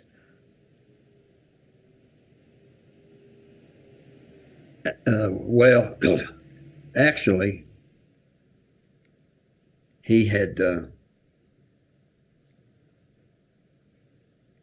maybe 2 years before we were at Fort Bragg getting ready to go to Denmark for a Halo MTT. Mm-hmm. And he was a commander of Special Forces School. He came over and said, Tommy, you boys, we knew each other. He said, anytime you want to bring your boys down here, you bring them. We'd love to have you. You need any support, yada, yada. He walked away, and then he walked away about maybe 20 meters, and he turned around and he said, Tommy, come here, man. So I went over there, and he said, where are you staying? I said, Moon Hall. He said, what are you going to be doing tonight? Nothing. There's a little patch of pines out there off of the corner of the building somewhere. Meet me out there at $2,100. So I met him out there, and he told me that he was starting this new unit, classified, all that stuff, and said you probably won't be career enhancing, no promotions, no medals. You probably have a 50% chance of coming home in the box. I said, sounds like what I want to do. So time goes by, and then I got selected for the Sergeant Major's Academy, and he came up there to Fort Devens. They called me up to the group commander's office. So Charlie was in there, and he starts his spiel, and I told him there's some changes since we talked. What's that? Sergeant Major's Academy. So long story short, he said, what do you want, the certificate of the training? And I told him, and he said, what? Okay. I'm going to have you go out there. You'll be out there about 3 months. I'm going to give you a call. You're going to get in your car, drive away. Don't clear quarters. Don't do anything. Don't say anything. And meet me at Fort Wright. Okay. So then a month or two later, he called and said, we got to put on hold again. And meanwhile, the 1st Ranger Battalion had called me, Sergeant Major had. And I told him I had a job. So Charlie called back and said, we're on hold again. I've got you assigned to 82nd Airborne Division as a first sergeant, and so on. Kind of a little argument went on there. So after a week or two, I decided this is too shaky. So I called Sergeant Major back and told him I'd come over there if he would guarantee me a rifle company. If he still wanted me, he'd guarantee me a rifle company the whole time I'm there. So he did. He guaranteed it. So I wasn't there maybe a month or so. I'm in civilian clothes with Charlie back with Delta. So when they were first, that's when they were first starting their training. And so I did a little of that with him then.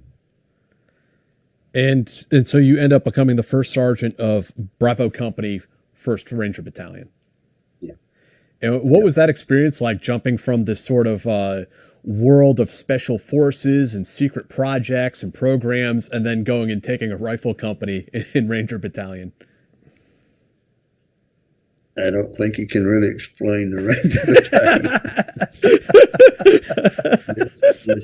It was awesome, just unbelievable. The way it worked, the discipline, the great people that were there, just unbelievable. When I first got there, they had a tower up over where they were doing what they call it, close quarter combat, where they were clearing rooms. Mm-hmm.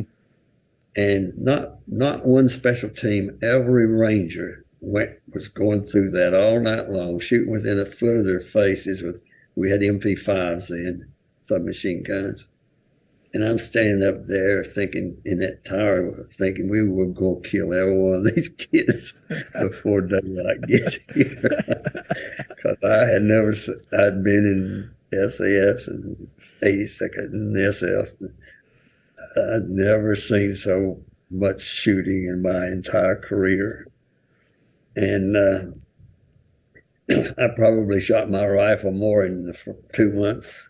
Each 2 months I was there, and I did the whole 10 years I was in Special Forces. Just unbelievable. We were everywhere. Panama, Fort Lewis, 29 Palms, Fort Bragg, Virginia, Minnesota, just everywhere, just nonstop. And so I'm guessing this is like 1980, 1981 by this time? No, that was 78. Oh, wow, earlier. Okay. Left there, and the battalion was 4 years old at that time. Mm-hmm. I was 78 to 80. I was there, and I came out and I got on the sergeant majors. And could you talk a little bit about, like, historically that time, that period of time?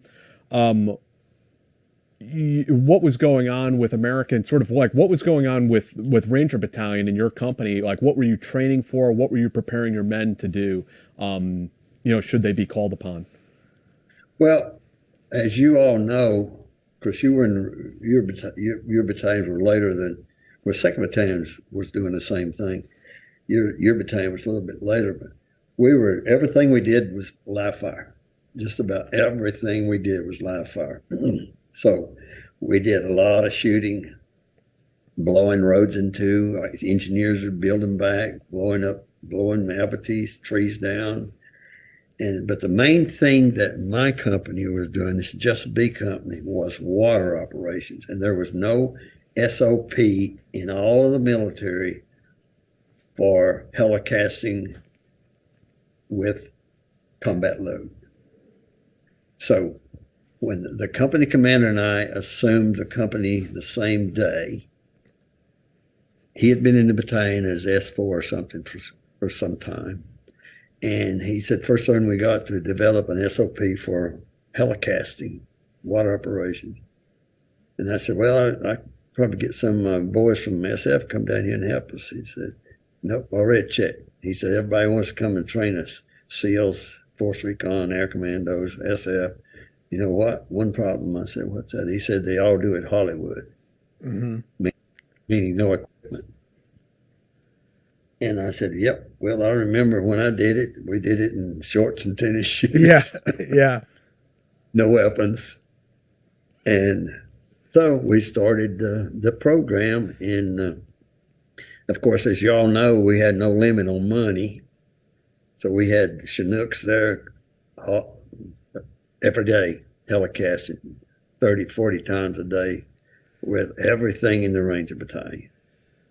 And we had rubber boats that we used sometimes. And we graduated on up to where we were helicasting 4 miles offshore and swimming in. And that's with machine guns and live ammunition. And for the first case of M60 ammunition we rigged in an RB-15, we lashed it down like a spider web around that horizontal air thing in the front of the boat. And we went out of the back of the Chinook, we had cast masters and so on. That cast master would line up the aircraft, and then they'd push the boat back enough he could lower the motor, and then we'd tie a climbing rope around a ranger's wrist. And he'd be in the middle, and two on each side. When they got the word, they'd shove the boat out of the back of the boat. He's tied to it. There were some incidents. Tell me, anyway. How does that go, working out an SOP for a full loadout helicast? Is it like, let's try 40 and 40? No. All right, let's try 30 and 30. Like, how does that... Just get us down to 5. How about that? Yeah, until guys aren't like splayed out everywhere. The first case of ammunition, M60 ammunition, we tied in that boat. I don't know where it went. We had it like a spider web of parachute cord. It's still going somewhere. We never ever figured out where it went. And so the next day, the next day is right after that, we got a Swiss seat, the rappel rope Swiss seat. So we lashed it in there with that, and it worked. It held. So that Ranger that's tied to that boat, of course, he'd hit the water and he'd start hand walking that rope toward the boat, and the rest of us would go out and we would put our rifle, our rucksack on our right shoulder, our rifle in our right hand, tied to us with suspension cord, and helicast. And then when we hit the water, we just turn it loose, and the rucksack would be held on by the rifle. You just pull them in. And I mean, in less than a minute, we'd be in the boat and going. Wow. So that meant he pulled into the boat. We're swimming for the boat. We cranked it up. We had those silent running motors, and crank it up and go. Well, we kept advancing till we'd go to Jekyll Island and stay like 3 weeks at a time helicasting. I got so sick of that, just constantly. And after 4 miles, we swam in. Well, we got the tides wrong sometimes. That was another learning process. So you swim for hours, and the beach is getting no closer. So, and then we kept going until now we're going to jump 12. We're going to helicast 12 miles offshore. So I'm going to go set up the drop zone. We had a 26-foot Sea Ox boat with twin 85 motor on it.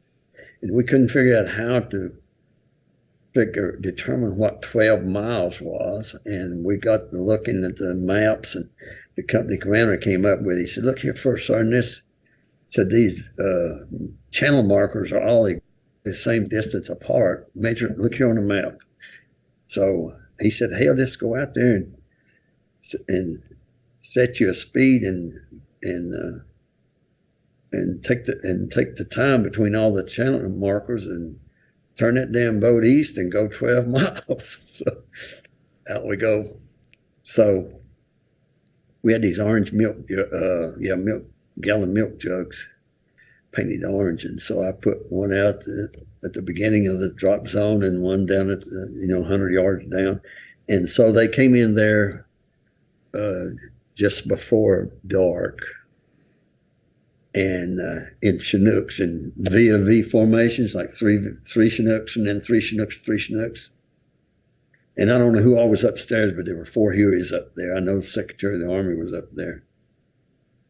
And so the pilots were also learning. And the first ones that came in, as the Rangers started out, they started climbing and they got up high, and they got 5 Rangers hurt. Backs and necks, which we had some hurt just about every day, but we had 5 out of that the lead choppers. When I saw that he was climbing, I'm on the radio, I tell him, come down, you're climbing.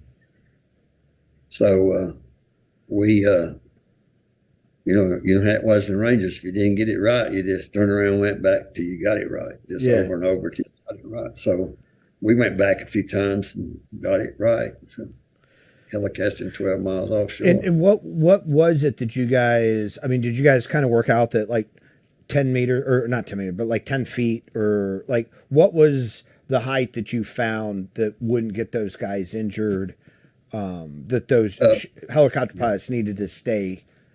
Yeah, we didn't need to get more than about 15, 18 feet high. Yeah. Now they do it even lower than that. Yeah. I've seen videos of them doing it lower than that. Tommy, there's a one little detail that I forgot to cover here about your time in Ranger Battalion. You also had to attend Ranger School, didn't you?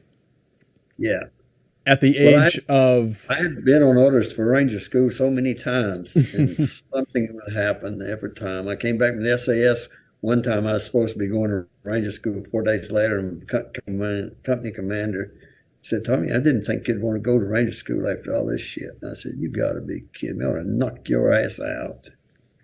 And so anyway, I'd always been wanting to go to Ranger School since I joined the Army, actually. I joined the Army to be Ranger Airborne Infantry.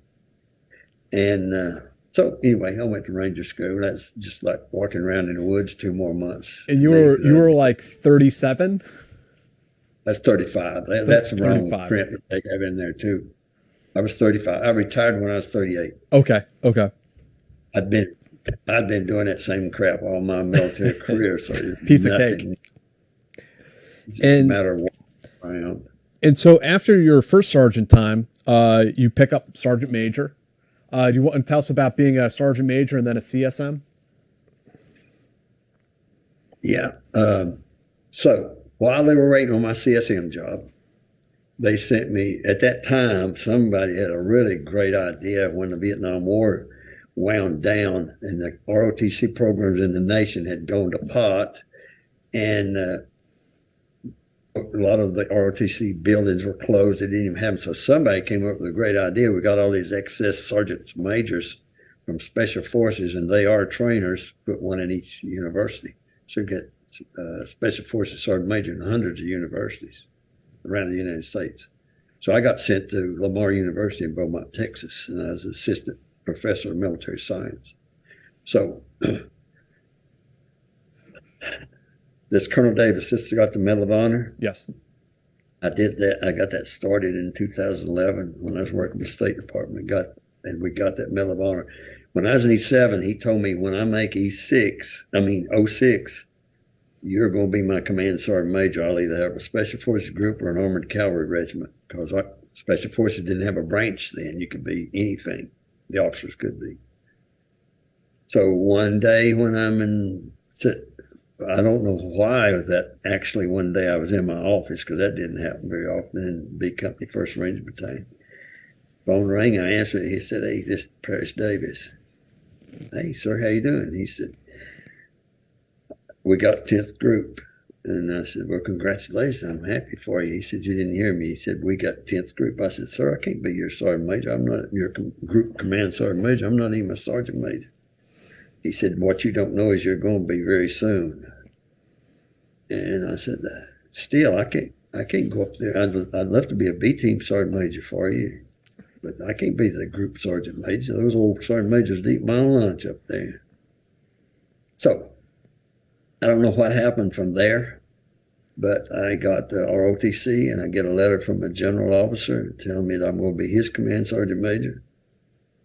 And he sent me he had about 10 bullets on which direction we want to take the command, things to do. What's your response? My response was I didn't answer him. So he sent me 3 letters. I never answered him. I knew damn well I wasn't going. I'd spent my whole career carrying a rifle. I wasn't going to some support unit. And so that's when I went and took my physical, and they said, "You can't be in the Army, you're blind." "Really?" I said. Shocking. I said, "Really?" He said, "No, Sergeant, you can't be in. How you been doing this? And you blind." So they retired me. And then they called me back in. Then they retired me. So you said you retired and you were out on a hunting trip for 2 weeks, and you come back home to find out you're actually being recalled back into the Army. Yeah. And what was that like?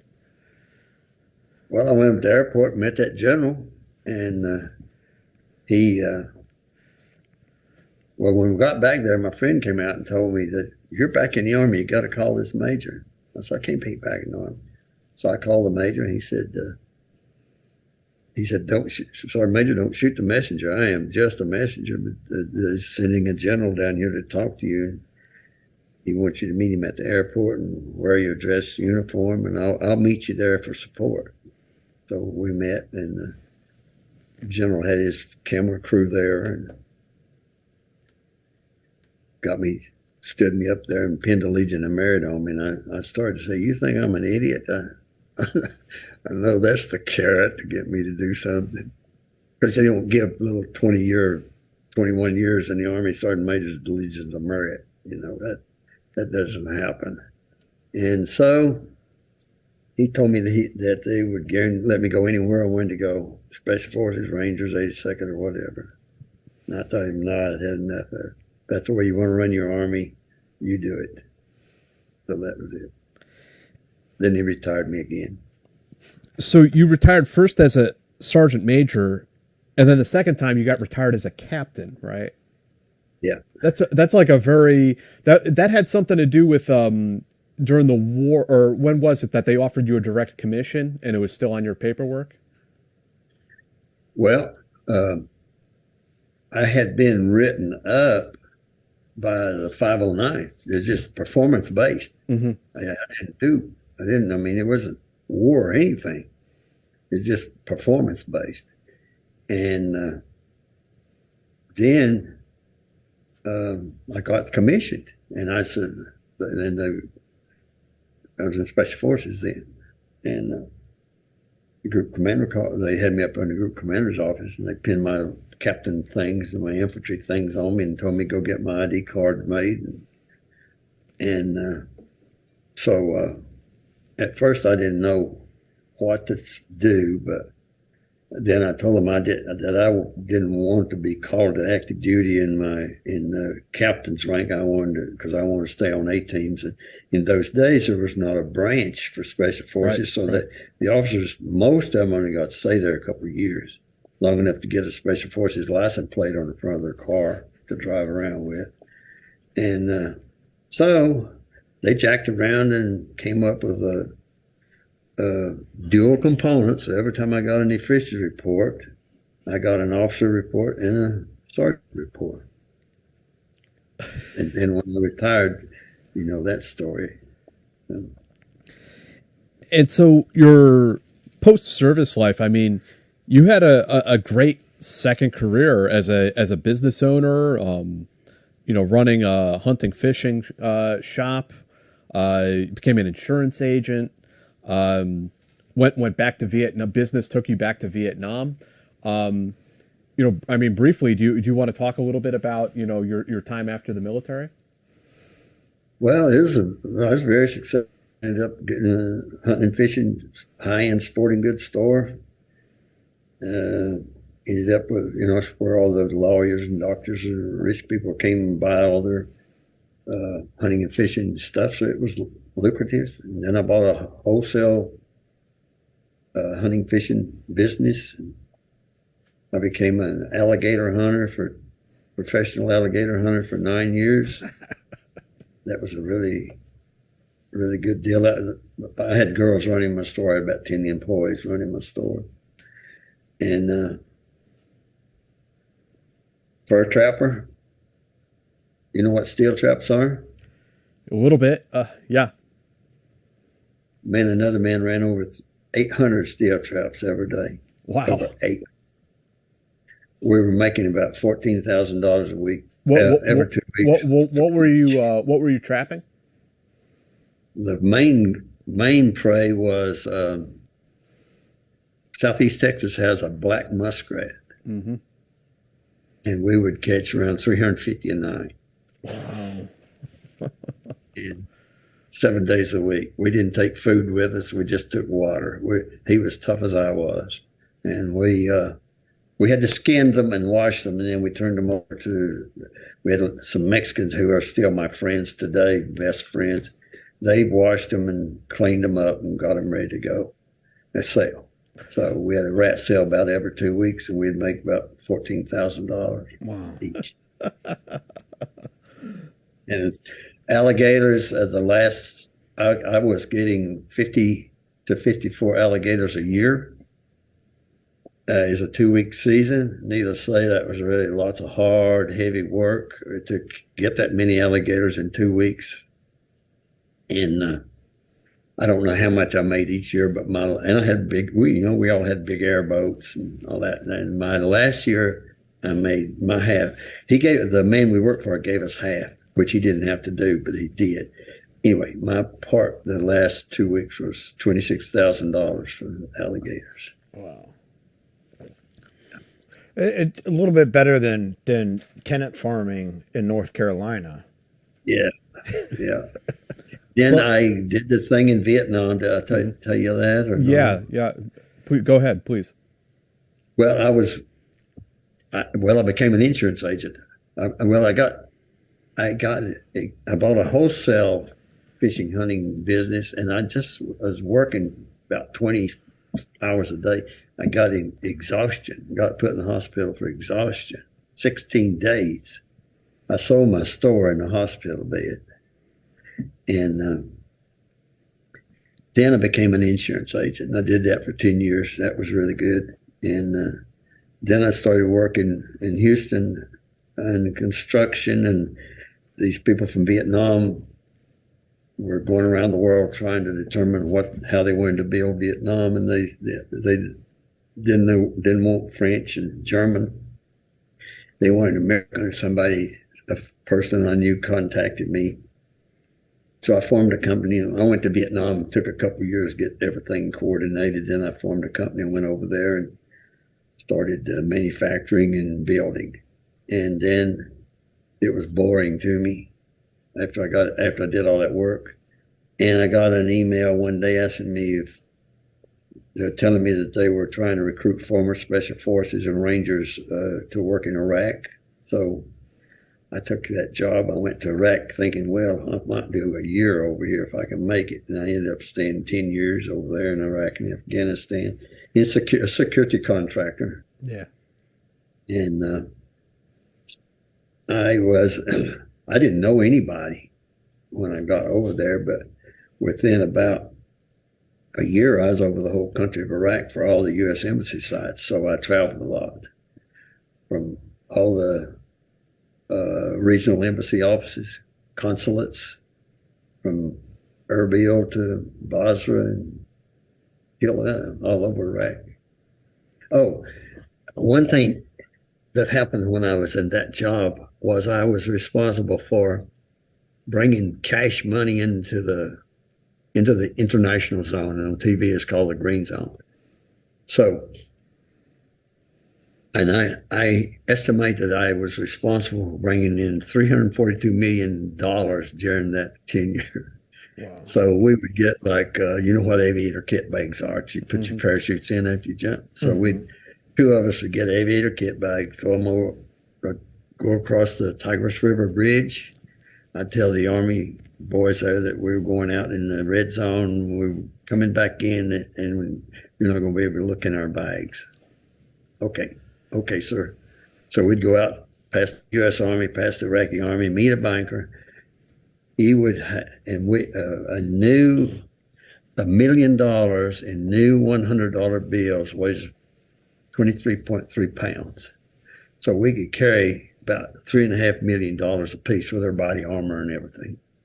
So and it was in bricks of $100,000. So we would count out the $100,000 bricks, sign for it from the banker in our kit bags, throw them on our shoulder, walk back across the Tigris River, and then take them to finance, stack them out on the desk, big stack of money on the desk, $100,000 bricks, and then they would divvy it up to go to Fallujah and all those different places, and then I'd get the ambassadors' helicopters because you had to have two helicopters.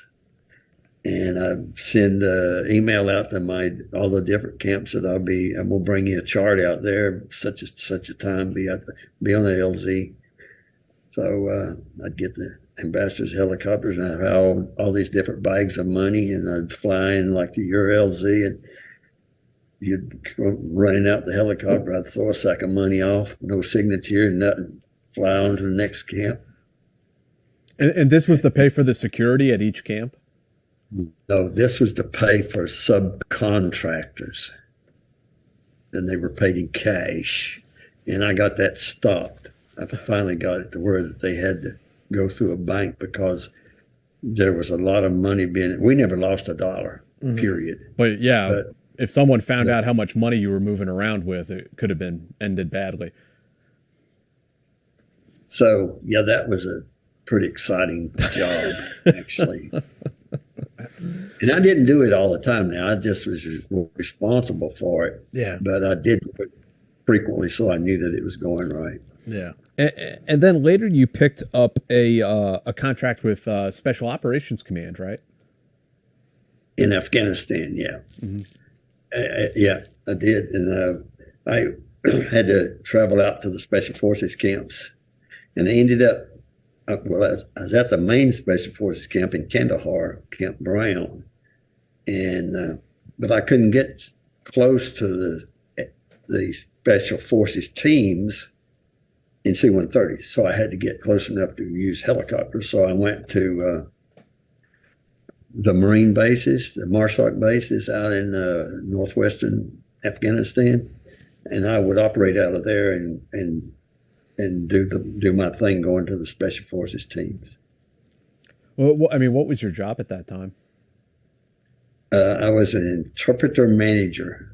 I see. I would have to recruit interpreters. And there's 3 different levels of interpreters. There's one that that's an American that's fluent in their language that can get a top secret clearance. And then there's one that can have a secret clearance.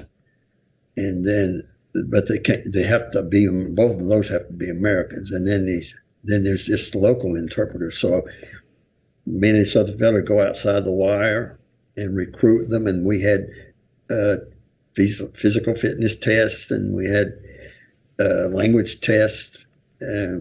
We'd test them and either pass them or fail them, and give them a PT test, and then load them on a helicopter. Have to take them to all these places. So, Tommy, I would love to hear any like observations you have, because you've been working with special forces since the Vietnam conflict. Now seeing special forces in 2009, I mean, all these decades later, I mean, do you have any observations about like the type of people? Like, are they the same type of guy that they were? Are they different? How are they different? I mean, I'd just be really interested to hear your thoughts. Well, I think the U.S. custom culture has changed a lot. I think that special forces is a lot better now than it was when I was in special forces, because there were so many things that had happened, which one was Vietnam, and the officers were not special forces. They went through a little tiny course, but they went back to their branch. Most of them. There were very few that got to stay to be colonels and whatnot, And I don't know if that was good or bad, because everything was run by NCOs back in those years.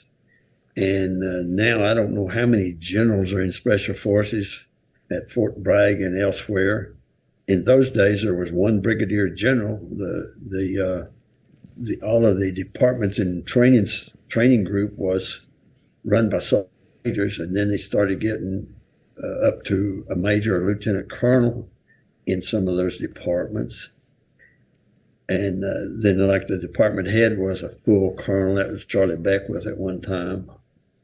And I tend to think that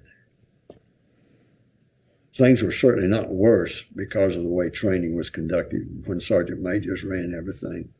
But the emphasis changed from hating special forces to respecting them. Mm-hmm. Because when the Vietnam War wound down, they deactivated 3 groups like bam, bam, bam, like mm-hmm. that, because they wanted to get rid of special forces, because they were kind of out of control in a lot of ways. In Vietnam, it just got, the Vietnam 10 years or 12 years or whatever just caused a lot of radicalism among, within special forces. They were wild. So I think that some things are better, some things are not as good, I think. But I think overall that it's better than it was back when I was there. Because you didn't have super duper team sergeants always, Alcohol was a problem with some. Mm-hmm. And the team sergeants ran everything. I mean, all the team leader and XOs was somebody to carry the load. Mm-hmm. We had those radios that had 10 components. 5 components each. We had to carry in 2 sets. So like you jump in a 4-man team, you're jumping in 10 pieces of radio. Mm-hmm. So. Do we have any questions for Tommy? Let me check real quick. And Tommy, again, I really appreciate you spending so much of your time with us tonight. You got to do a little bit of everything throughout your career. It's pretty wild. It's also amazing to hear about the Pathfinder unit, because that's something, it's something that didn't, it's not been in the Army for a long time. It was a very specific solution in a very specific setting that worked and has not gotten a lot of attention, I feel like. Yeah, well, they had that air mobile, the 11th Air Assault did 2 years of training all over southeastern United States. 82nd and 101st were aggressors against them, and that culminated in, when they finished that air assault training, they were very quickly changed from 11th Air Assault. They went to the 2nd Infantry Division for just a little while, but then they were reflagged 1st Cavalry Division and sent straight to Vietnam. And they learned in that 11th Air Assault training that they had to have somebody controlling all the aircraft. And so the Pathfinder unit was born, and that's where it came from. We just actually have one donation from Cat Chaser, who's like, thanks, game over much. Oh, I think he was commenting specific. Oh, Dog Point, thank you very much. Did you cross paths with Rick Merritt? Do you have any stories about him or other Rangers in the Hall of Fame? I did not. No, I don't remember that name. I have several friends in the Ranger Hall of Fame. The battalion commander of the 1st Ranger Battalion when I was there, and the command sergeant major when I was there, and they're in the Ranger Hall of Fame. The command sergeant major became sergeant major of the Army. There were 2 sergeants major of the Army in a row out of the 1st Ranger Battalion. So, yeah, I know a lot of people that are in the Ranger Hall of Fame. What was it like when you were inducted? And what year was that, Tommy? 2016, I was inducted, and just unbelievable honor. Just I couldn't believe that some peasant like me was getting inducted in the Ranger Hall of Fame. But others did think that, so it's a big deal. They treat us so nice there too. They have a Ranger Hall of Fame building. Y'all may know of it. And we're treated like royalty when we go there. It's manned all the time. They really a good deal. That's fantastic. Yeah, rightly so. I mean, and I'm glad they did it and that you were recognized. And I'm really glad that we did this interview, because when I was trying to research you a little bit on the internet to prepare for this interview, I found a few things about you, but I didn't find anywhere where you had really walked through your entire career and all these amazing things that you had done. So, I mean, it means a lot to me that you came on here to talk about your career and your life, and I hope it means a lot to the people who watch this. Yeah, we're very honored and deeply humbled. We appreciate you spending a Friday with us. Thank you. And the people should know the Ranger Hall of Fame goes back to the Continental Army, and there's only been 464 Rangers inducted into the Ranger Hall of Fame as of this date. That's hundreds of thousands of Rangers, Merrill's Marauders, Mosby's Rangers. Yeah. Back 464 to this date inducted in the Ranger Hall of Fame. So, incredible. It's a big honor. Incredible. Tommy, before we let you go tonight, I mean, is there anything else that we failed to cover that I didn't ask, or anything else that you really want to talk about? I don't know of anything. I pretty well covered it quickly, but pretty well covered it. Well, again, Tommy, thank you for doing this. I really appreciate it. And we're always happy to have you back on if you feel like this quick. Like, we went 2 hours. We're happy to go another 2 hours with you. Like, we are super happy. You're always welcome back. You're welcome, and I think this is a good thing to be done, getting the messages out to people that can see it, because there's been some soldiers that have done a lot of good things for the U.S. that don't get recognized. Yeah, record that history down. We have one last question. Of all the things that you have done in your awesome military and service career, what were the few things as a fighting man that you didn't get to do that you would have wanted to do?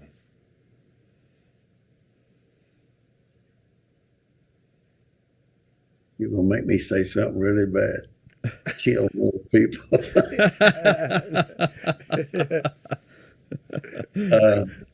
I don't know how anybody could ask for a career different. I mean, better. I got to serve in every one of the America's of the Army's elite forces. I advanced very rapidly in each job I had. I loved it. I don't know that I made any enemies. Everything went well for me. I filled an officer's position almost all of my career because we didn't have platoon leaders and A-team leaders. And I ended up being the team commander of the Halo team, in fact, for about the last year that I was there. They wouldn't put an officer on my team, so they gave me, I had to have more radio men, so they gave me a couple of people for carrying radios. We used Angry 109, and it was all Morse code. The only communication we had was Morse code. The radio was 5 components, and they were heavy components. So that meant every man was jumping in a piece of radio equipment. Or if you're on a 4-man team, you're jumping in 2 big monster of radio equipment. So I just got to do, somebody thought I was able to do it, I guess. Well, you did do it. You know, like one of our primary goals on this show is recording history, and you are the only interviewee I believe we've had to talk about the Dominican Republic and the U.S. operations there. Like, we've never talked about that on this show before.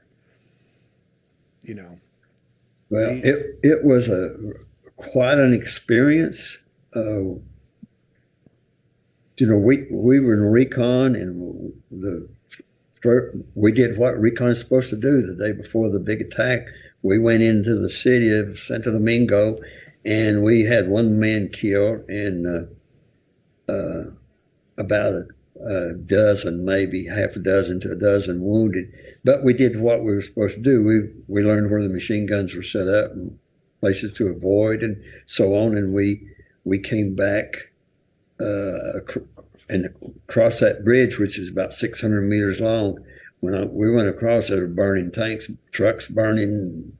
We just going left and right, zigzagging through the traffic, which was pretty nice because people were shooting at us, and we had that provided some cover. And just all the things I do down there, I didn't tell you near all the things. Just like I said, like World War II, you hear 2 paratroopers taking over a town or something. That's how we operated. And that's amazing. Because we were mounted in Jeeps, we could go, you know, we were fast everywhere we went. We weren't walking. And the infantry was pretty much in buildings along the corridor through town. We cleared a 3-block wide corridor all the way through the big city of Santo Domingo to the U.S. Embassy on the other side.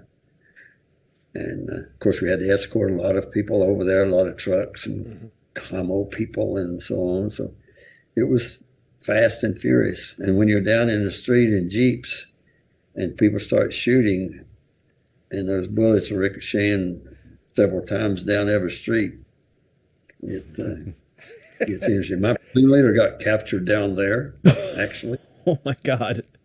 He and his gun crew got captured. And we were running on flat tires, but the street was full of bodies, full of glass. It's amazing. Just being paratroopers, you know. So folks watching out there, next Friday, we're going to have Aaron Schwartzbaum in studio. He's a Russia expert, so we'll be talking about a lot of, you know, we had him on once before, like 2 weeks after the invasion, so we'll be talking a lot about Ukraine with Aaron. He'll be here in studio. Tommy, again, thank you, man. Thank really you so appreciate much, your Tommy. time. We deeply appreciate it. And thanks, Chuck, for the donation, Chaba. We appreciate it. But thank you, Tommy. Yep. You're welcome. Thank you all. All right, and we'll see you guys next Friday.